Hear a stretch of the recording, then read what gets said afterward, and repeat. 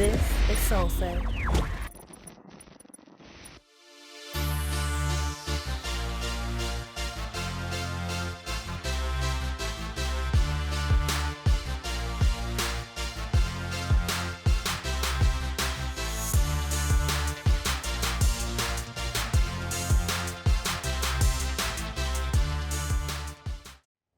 Hey everybody, it's your girl, Miss Metchi. Welcome back to the Blueprint Media Company presents Corporate Chronicles. This podcast is brought to you by our friends, Solsei Co. And you know we got to give a shout out to my Melanated Queen Productions. Gotta love Dr. Lauren, so shout out to her. Now, as you all know, Corporate Chronicles is aimed towards people of color and the experiences that we have in corporate America, y'all. Woo! Can I get an amen? Can I get an amen? Now, you know how we do it on here. Our topic, we're posing as the question, tonight's topic. Have you ever been an all-star employee and still got fired? Okay. A hot mess. I'm going to give y'all a little bit of story time, and then we're going to break it down. And I'm going to give you some tips. Now, let's go ahead and jump in. During my time in banking, y'all, this one is not, y'all gonna get a little fire from this one because sometimes I still be in my feelings about this. So let's go. Now, to give you a little bit of a preface, I ended up getting let go at this particular banking institution because unfortunately I was shortchanged by a customer that came in from Saudi Arabia. And the only reason why I remember is because I had to look at his goddamn passport. I'll never ever forget him. So this is the thing.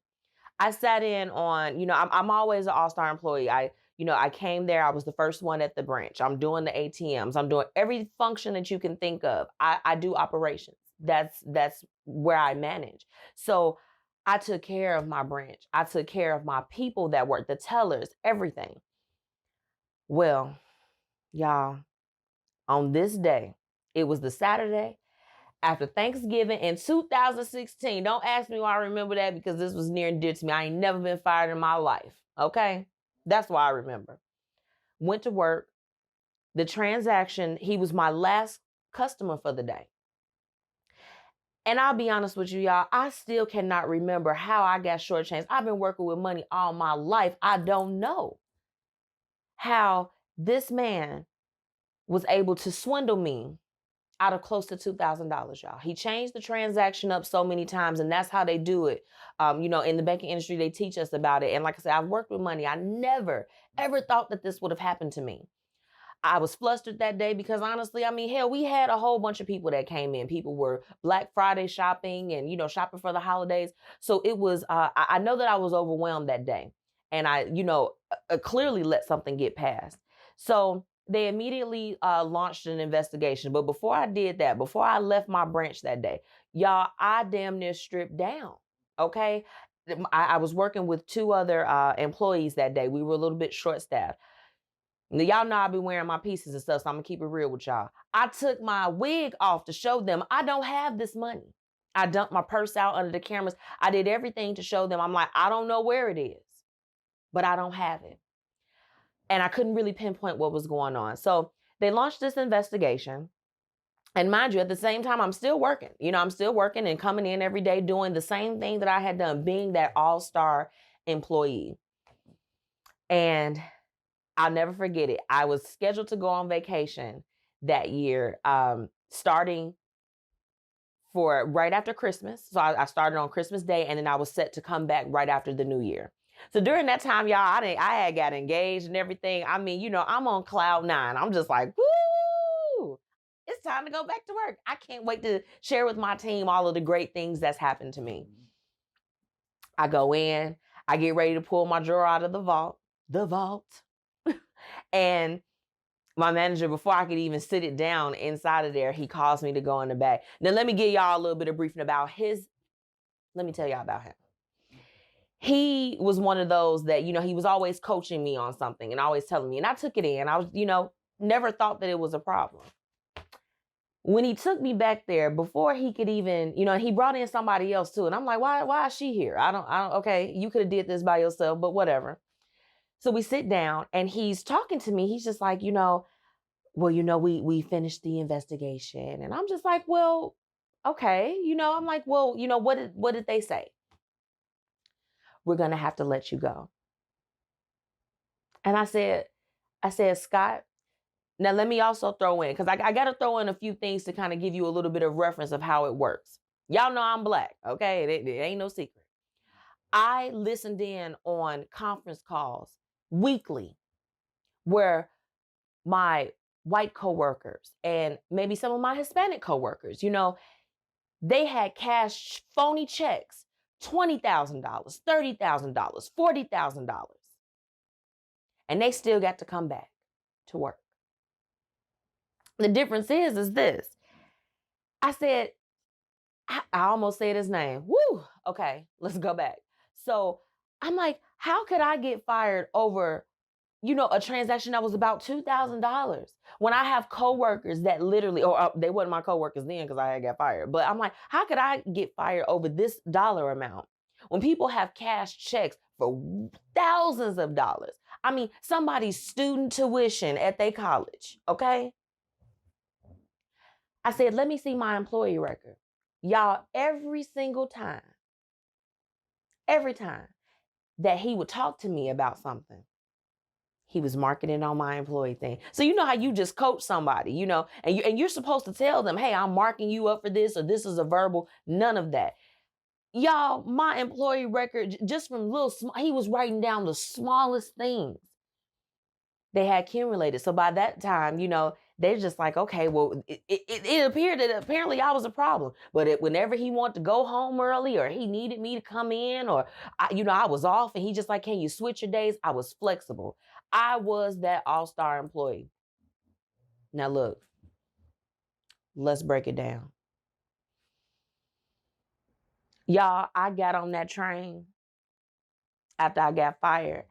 And, I'm real funny, but I get a little emotional about things, especially when I feel like that I'm treated unfairly.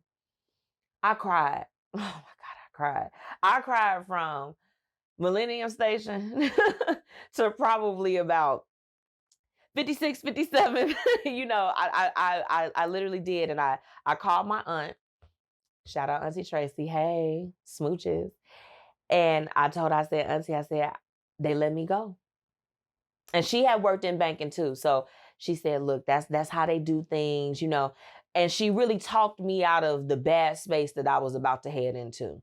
Now, luckily for me, because if you tuned into my first episode of Corporate Chronicles, I already told y'all, she keeps her options open. Okay? So I had already been seeking out other opportunities in light of the investigation, because I'm just like, I'm Black. They might let my ass go. And it's sad that we have to think that way. But I had to be 2 steps ahead. So I went and I went home to I went home and I told my husband, I said, well, he was my fiance at the time. But I told him, I said, they let me go. He said, I felt like they were going to do that. We had already anticipated, but it still stung because I kid you not, like I've said before, I like to be excellent in all the things that I do. So never once did I imagine that would be the thing, that they would let me go over something so small in comparison to some of the other people that I work with and the mistakes that they made. It was an honest mistake. And I had done everything on my side to say, hey, I don't have this money. Well, given all of that, the main emotions that I experienced, of course, was the hurt. And naturally the anger. You find that that's a trend when you are a person of color and you're working within corporate America and things aren't really going the way that it should, or that some of your other coworkers have experienced. You get all of these adverse feelings because it's just like, okay, how is this my experience? A lot of times we tend to turn things inward versus just recognizing it for what it was. I mean, I don't know if my manager disliked me or whatever the case was, but all I know is that as far as the praise that I got from my peers, from the people that worked under me. I was doing the best that I could do within what I was doing. Luckily for all of that, I was only out of work for about 2.5 weeks because I had sought out other opportunities. So it was just like, yeah, and now I'm going over here to be a branch manager instead of the assistant branch manager. So always stay 2 steps ahead. Now, let me give you all some tips if you find yourself in this predicament.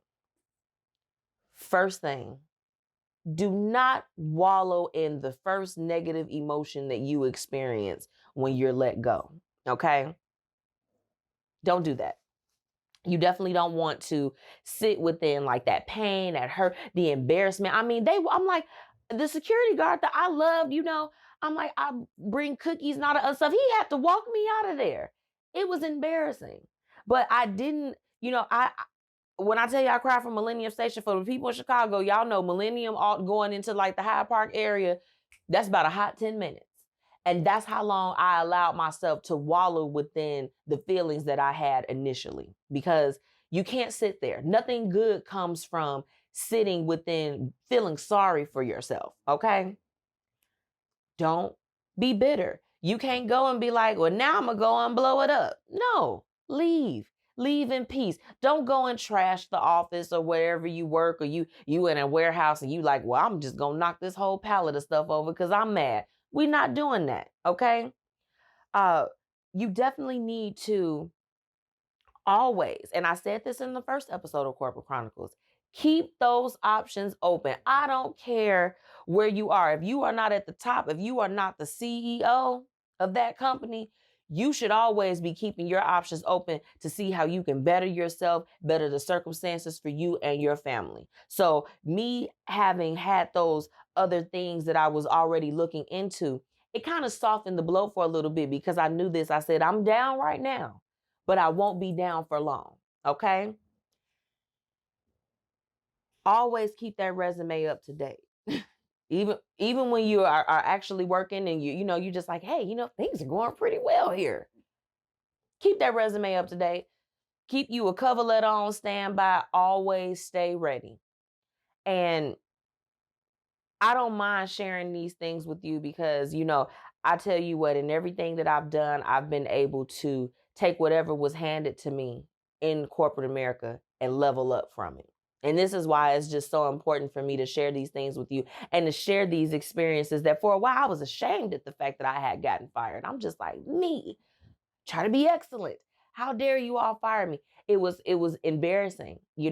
I felt a culmination of emotions, but I knew that these things that I'm going through, I'm like, I can't keep this to myself because somebody else is going through it too. Somebody got up every day and they was dropping their babies off to work and getting on the train and doing all of these different things and still finding a couple minutes to get their cup of coffee so that they can go and knock the day out and give 100% and make their superiors proud. Okay? So this is for you. If you ever got let go, their loss, not yours. I want to thank you all for tuning in. It's your girl, Miss Metchi, and this is Corporate Chronicles. We'll be back next time.